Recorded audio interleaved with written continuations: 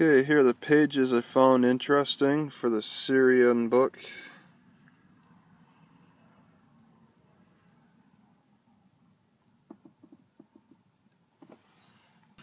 Alright, having just finished Syria, a historical and architectural guide by Warwick, written in 2007. I just can't stop thinking about the war that's going on right now. Now, he goes into detail about how Palmyra was largely developed by the Romans around the time, 300 years, starting 300 years before Jesus and 300 years after Jesus. And that's the very area that was occupied by ISIS. And apparently ISIS blew up some stuff. So you'd have to go back in there and get a better idea of what's still left standing. I believe the theater is still left standing. ISIS only did executions there. So there's a lot of old Roman-influenced type of architecture throughout Syria.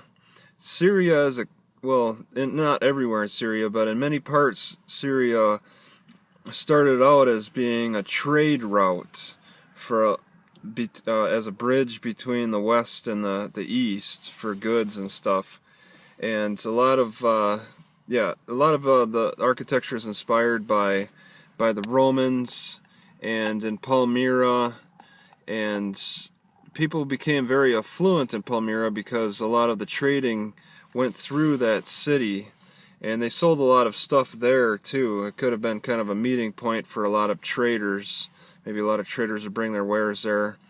So they'd have to travel across large tracts of desert to get to some of these cities. And these ruins today, they still stand in deserts.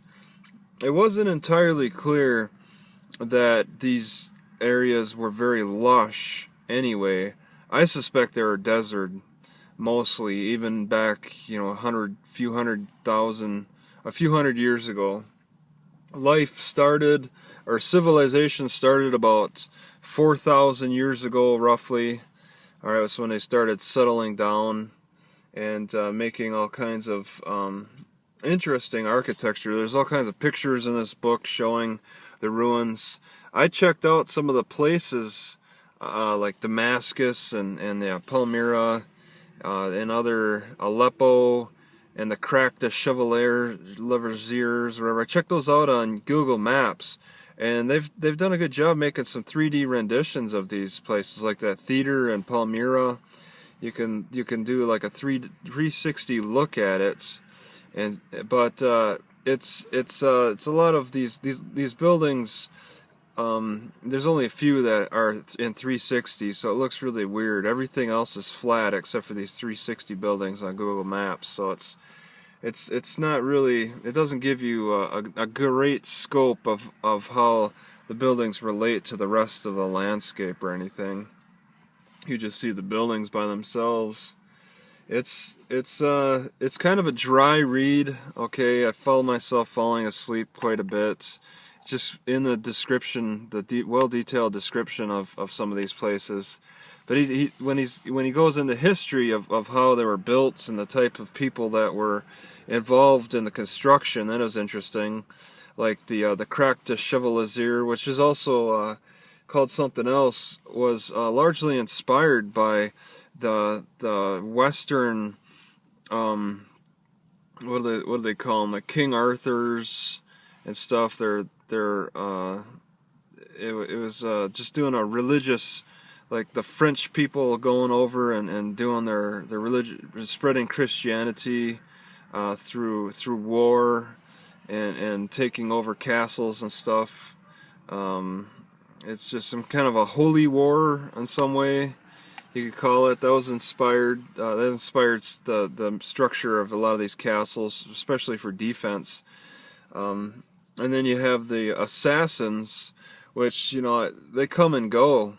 A lot of these cities, it's no surprise that Palmyra was taken over by ISIS. It was sacked at 300 A.D.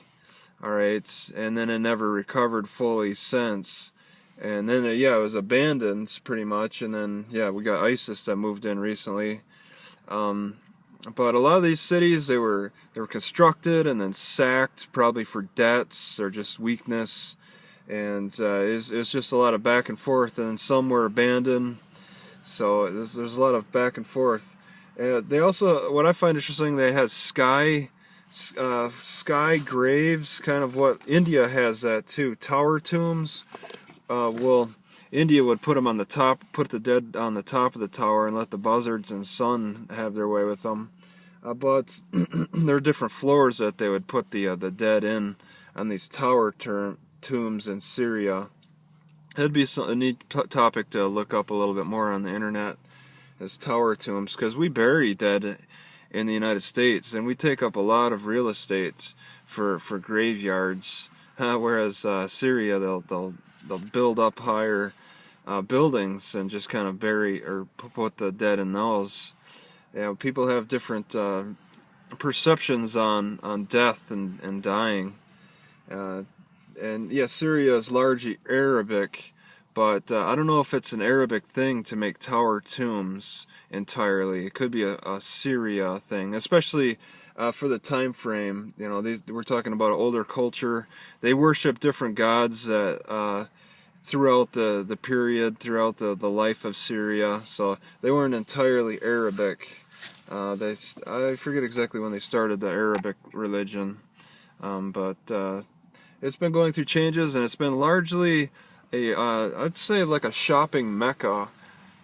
Just mostly, yeah, just a trade route. It's mostly been a trade route, the way it sounds, and that's what's given it its affluence.